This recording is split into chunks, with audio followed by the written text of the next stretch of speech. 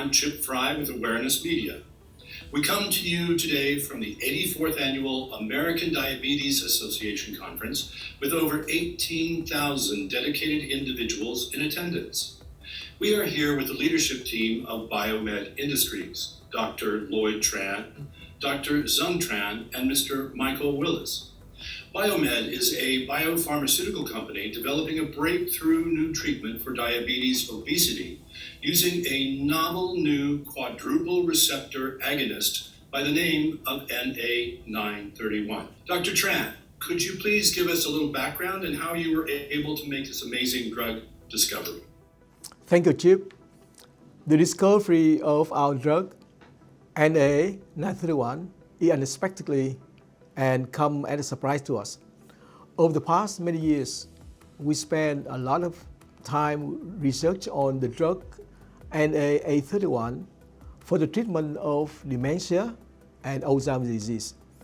We know that in the clinical trials and even before that in preclinical, at our phase 2A, we noted the number of patients who were diabetics suffering some phenomena which is a weight loss. We thought that maybe because of the getting older or maybe because of the diet, but across the board of the patient versus placebo, patients who suffering from diabetics have a significant weight loss.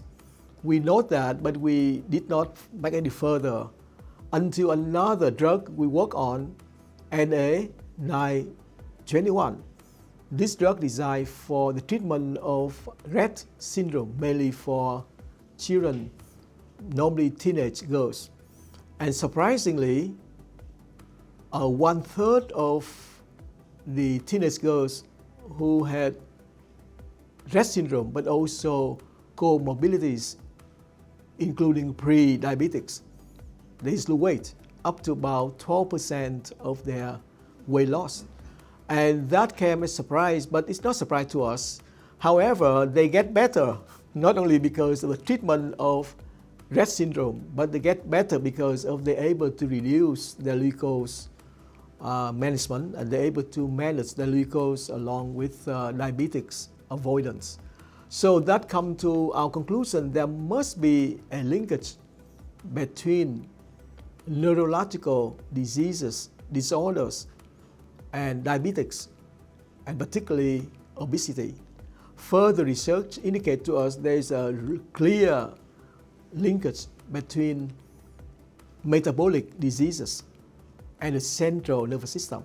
So if you look at the people who have obesity problem, it's not only because of their diet. There's nothing wrong with their diet. Of course, some of them try very hard, but they couldn't overcome their problem, obesity, because it relates to the central nervous system, which control everything, including the way you think, the way you act, and the way you eat, the way you have appetite or not.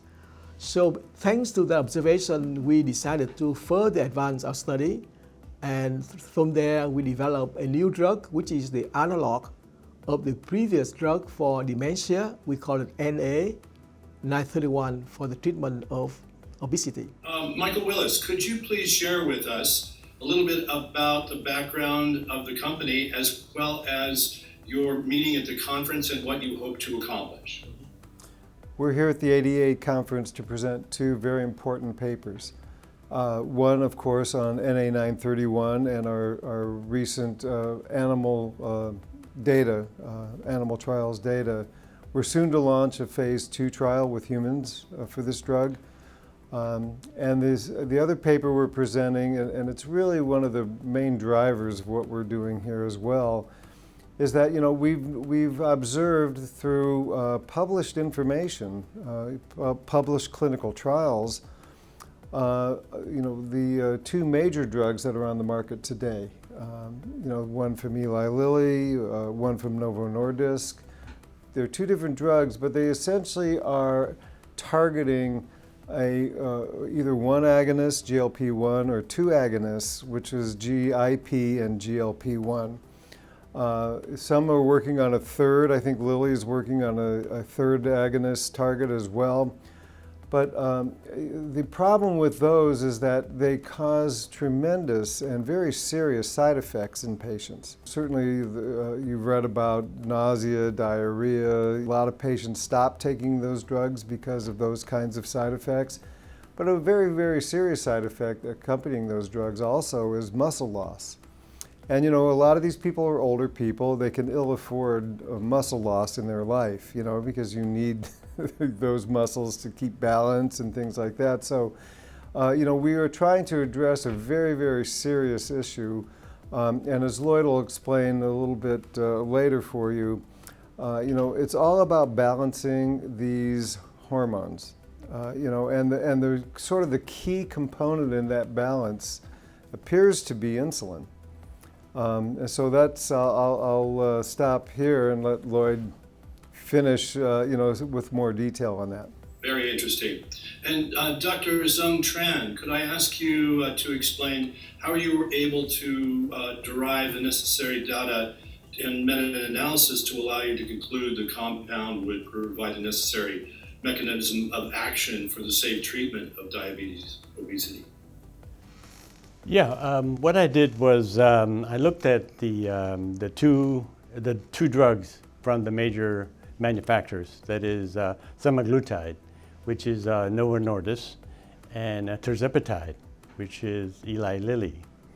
Both of those drugs are FDA approved. Therefore, there is plenty of literature, published literature out there from medical journals that focus on the treatment using these drugs and the outcomes in terms of weight loss, percent weight loss, diabetic outcomes, and adverse events. So what we did was we did a systematic review of the available literature. Now this is a very important point, is that these are publicly available information from medical journals. So it's not from any hidden source. So overall, we found 33 phase 3 clinical trials. 22 of them were from semaglutide and 11 tirzepatide. So I did my usual analysis, extracted information from each one of the papers, and the results are very interesting. One is that for each one of the drugs, for example, semaglutide, in the clinical trials, they usually ran 3 levels of doses. For semaglutide, it was 0.5 milligrams, 1 milligram, and 2.4 milligrams. For tirzepatide, it was 5, 10, and 15 milligrams. What we also saw that was very interesting was that as the dose went up within each one of those drugs, the adverse events also went up, sometimes very drastically. In other words, it was not linear. Now, we also saw that with escalating doses, in other words, higher doses, the outcomes also changed in terms of getting better. In other words, at higher doses for both drugs, the percent weight loss increased, right? But the adverse event also increased. So you have a situation where you have to make a decision as to whether to continue treatment for long periods of time because the adverse events started to escalate. And so you see that in some papers, and particularly in a news report, that people quit. That somebody would say, well, I've been taking this drug for several months, for 6 months, and I've lost my appetite. Life isn't pleasurable anymore. I don't like to eat food, and so on and so forth. So that's a serious issue, and I think this is where Dr. Lloyd Tran can address the issue of how our drug, NA931, can overcome the deficiencies of these 2 drugs from Eli Lilly and Novo Nordisk. Excellent. Thank you so much. Dr. Lloyd Tran, could you please explain that to us? Well, as Dr. Zung Tran mentioned and Michael mentioned that in the industry today, not only two major drugs, semaglutide and tirzepatide, which have been approved by FDA, and there are several drugs focused intensely on the GLP-1, GIP, and also glucagon. As you know, those three receptor agonists are designed to help with the obesity problem by creating situation where the patient lose appetite. Also, it triggers the brain, so the brain no longer will absorb more nutrient, more energy. As a result, the patient lose weight significantly, about anywhere from 12 to 18%. And I think it is good, but it's not a natural way to lose weight. And you see, as Zung mentioned, the high dose you given, either Eli Lilly drugs, tirzepatide, or Novo Nordisk drugs, semaglutide, the higher the dose, the more adverse events the patient is suffering, including nausea, vomiting, and all the neurological symptoms, including depression. And not only that, a portion of patients suffering from muscle loss, which is a serious event for older people. We look at that, we find that it's not a very best way to help the patient with weight problem. We think that we need to look at the situation holistically. In fact, Mother Nature is a wonderful, a marvelous way that have check and balance. You cannot push all the way to limit without paying the price. And the fact that you focus entirely on GLP-1 or GIP-1 glucagon, that's not the complete solution. We come up with a solution in which there's another hormone, a growth hormone, which is critical to our health being. We call it insulin-like growth hormone, IGF-1. It is well known in the research. Most scientists in diabetics, in all the neurological diseases, are aware of IGF-1, insulin growth hormone. This is, once again, I must call it, is a wonderful Mother Nature created. It is a balance of all the three hormones. The IGF-1 functions as a balancing act, created a situation of balance so that you achieve the homeostasis, in which all the elements, all the conditions in human being are counter back and achieve the balance, almost like check and balance, right? And that helps protect our body to achieve the healthy being. So if you introduce the drugs such as semaglutide or tirzepatide, you achieve 15, 18, 20% weight loss over a few months. But the adverse event show that it is alarming. It is a Mother Nature tell you it's not good. You got to do something about it, right? So some people, you can achieve the weight loss, but you're suffering from all the adverse effects, including muscle pain, muscle loss is not healthy. So the way our drug works, the mechanism of action, we call it MOA for abbreviation. The MOA of our drug is based on 4 elements. Quadruple is the 4 elements of 4 receptor agonists, including IGF-1, GLP-1, GIP, and glucagon. In fact, we can show that on the screen for you to know what it's exactly about, but I'd like to move further. The function of IGF-1 is a balancing act of GIP. It also interfaces with GIP-1. It's also related to glucagon. So on one hand, you have 4 powerful receptor agonists designed to help the patient lose weight. But you have another growth hormone, IGF-1, to balancing those.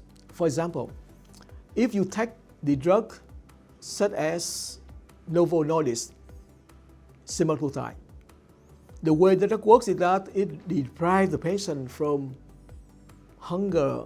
They don't feel the sense of take food, right? And as a result, the patient begin to lose weight. But you guess what? I don't know about you. For me, if I cannot eat good, you don't have enough food, or even not looking forward to a dinner tonight, I feel I'm missing something, right? Having food, have a good appetite is a pleasure giving us, so that we not only to have food, but we enjoy taking food. And that helps our well-being. As a result, you feel smiling when you have a good dinner, right? And the same exact like that. But deprive the patient from that ability to enjoy the food, appetite. It causes neurological symptoms. Start very slow, but could be a major depression. Many patients who took the weight loss today in the market, after several months report they're suffering from depression. Our drug don't have that. In fact, our drug NA931 designed to counterback all the three, and at the same time give two major benefits. In fact, one of the benefits of NA931, which is close to another drug we have, NA901, is to treatment for major depressive disorder. And I explain you why we work like that. And because our drug not only target to one element of the brain, we work on the holistic of the brain. For example, I go backward to see you another drug we have, NA831, designed for treatment of dementia by stimulate the regeneration of new neurons. We call it neurogenesis. Neurogenesis to help the patient to stop deterioration of their memory loss, but also help the patient to overcome cognitive impairment. Related to that drug is our drug NA31, have a similar property for the treatment of dementia, but designed for obesity. So NA31 not only helps to restore the well-being of the brain, but also to help balancing GLP-1, GIP, and other glucagon. I'd like to get back to the American Diabetes Association meeting conference that you're at right now. And again, the idea of a quadruple receptor agonist targeting IGF-1, GLP-1, GIP, and glucagon receptors is certainly an exciting and innovative approach showing tremendous promise. What would you say are the next steps, gentlemen? Well, I think the next step is that as today's meeting, we presenting a paper of the animal study of our drug as a quadruple receptor agonist as compared to the triple or single. And the animal study showed the drugs are very compatible, a little bit better than Eli Lilly's tirzepatide, but without any kind of adverse effect. Interesting enough, we also the data, a combination of the drug of ours and their drug, which is we take a big step forward, saying that what if we combine our drug with them to see if we can reduce their toxicity by using a lower dose of tirzepatide, to see if there is a synergy between our drug and Eli Lilly drugs. The reason why NA931 is an oral formulation drug. Their drug is the injectable. You have to inject once a week, every week for many, many months. Ours is just a daily oral. So we see there is a complementary. Before we say which one is better, we take the scientific approach by test to see how these drugs work combined together. Because we have two approaches. One is a triple approach by Eli Lilly drugs, another one by quadruple approach by our drug. Result actually very promising, saying that by combining together, number one, we can use a very low dose of tirzepatide. Tirzepatide we use like 1 milligram instead of 2.4 milligram, which is more than half. If we cut down the doses more than half, we see their adverse effect drastically reduced, which is acceptable for a patient. At the same time, we no longer have a lot of benefit of losing weight. So our drug supplemented at a synergic effect, both the synergy of both enhance the benefit of patient at the same time to cut down the adverse effect. The question is, why can't we use it as a standalone to compete against our competitors? We easily do that, but recognize being a small company, we don't have enough marketing power to do that. So by approaching them, by show the data of combination therapy, we accomplish two things. Number one, to show scientifically how it works. And it's good for the scientists to understand how our drug works as compared to their drug. It shines a lot of light to the MOA, the mechanism of action of our drug as compared to the other quadruple, triple, right? That's one thing. The second one is that in terms of marketing, we think it makes a lot of sense. Perhaps I ask Michael can elaborate the benefit of combination therapy with the competitors like Eli Lilly. Michael. As you think about the current market, there are a couple camps. Obviously, tirzepatide, there are a number of patients taking that drug. There are a number of patients taking semaglutide.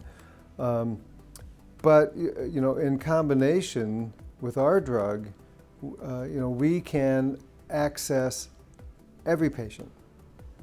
So in a sense, whoever partners with us is going to double their market. Because, for example, if you're Eli Lilly, you're not selling drugs to the Novo Nordisk patients and vice versa. But if there's a good combination where, as Lloyd pointed out, a physician can reduce the dosage of one of the current drugs on the market, which will drastically reduce a lot of the adverse events, side effects that patients have. In combination with our drug, it appears in our animal studies especially that we magnify the effect of those drugs. That is, you'll lose more weight in a combination than you would as a standalone.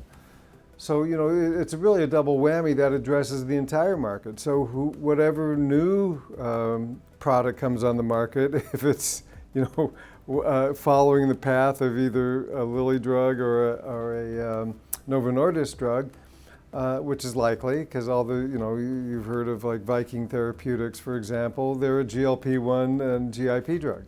So they're not doing anything different or unusual or novel, and they're going to, they'll have the same kind of problems. So this is, again, will address everybody's problem, which means you open 100% of the market. So we think there's a very compelling business proposition here. Excellent. And are you at liberty to share some of the pharma giants with whom you're speaking? Not at this point. We are in close, I want to say, I'll call it negotiations with, some of the large pharmaceutical companies, some of whom we've mentioned, in fact. But, we are under strict non-disclosure agreements, so at this point we're kind of... Trick you into it. We're kind of tongue-tied at this, or hands are tied and tongues are tied at this point, so... You bet, and thank goodness, it sounds very, very exciting. We are pretty excited about this. Any closing remarks? I think first, I thank you for your interest in our project. I think we see there's a tremendous need. Our focus is the patient first. I think one of the reasons we in business, our mission is to find the solution to help to mitigate the suffering and the need for the patient. So sometimes we have to be independent-minded. Sometimes we have to stand on scientific and regardless of the pressure. I spent more than 20 years. My first patent happened to be in 2001, so a little bit more than 20 years. And I remember that was the patent on the neurogenesis of our drug. And at that time, nobody understand what we talk about. And I think I take the liberty to raise the questions that the current method may be too narrow, may not be accommodated all the solutions. So I'm approaching many so-called key opinion leaders, KOL, and usually you don't get the support. So we decided to have to be left alone, whether we like it or not. Being left alone is good and bad. Bad is that you don't have a lot of results to do what you want, right? But good is that you no longer be influenced anybody else. You go your way. And when you spend 20 years to look about it, you can see things clear every day. It took a long time for other people to come around to understand what you're doing and appreciate what you're doing. And I must say that over the past 20 years, we were able to accomplish to get the drug move along. Even though we could do faster if we had more money, but we do steps slowly and understand how things work. And we think that the NA831 gives us a big breakthrough of understanding how dementia and Alzheimer's disease work. Thanks to that, we understand how the brain works. It took us 20 years to understand how the central nervous system works, and we found that the Mother Nature is a complete, holistic organ. And it's a surprise to us that somehow diseases are related together. We said, how could diabetes relate to dementia? It's so true that Alzheimer's disease is very interlinked with insulin's insensitivity. And the same thing related to obesity is the phenomena of controlling insulin and how to achieve a holistic of your being. So when you understand that phenomena, we are fortunate to find a solution to it. We think our solution is one of the latest, the most advanced today.